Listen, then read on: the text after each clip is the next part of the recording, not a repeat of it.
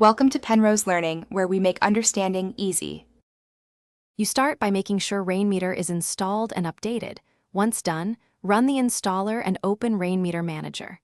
Next, take the skin or RM skin you want and put its folder into Documents/Rainmeter/skins, then hit Refresh in Manager so Rainmeter recognizes it.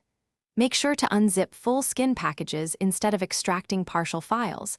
This prevents missing resources. Finally, load the main INI via the manager so the wallpaper elements appear on the desktop, and you can begin customizing immediately. Once the skin is loaded, open its INI file in a text editor so you can tweak positions and behavior. You can also right-click a skin and select Edit Skin. Change meter X and Y coordinates and size values to align items. Make sure to use variables at the top to control repeated values like fonts and colors.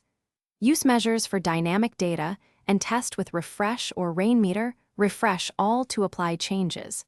When satisfied, save and refresh so the live desktop updates reflect your edits. You finalize by saving your arrangement. Open Manage, choose Save Layout, and enable Load on Startup so your wallpaper returns after reboot. Once saved, lock skins if desired and export a layout to reuse on another PC. If something goes wrong, first refresh or reapply the skin, check the Rainmeter log for missing files or syntax errors, and correct the INI.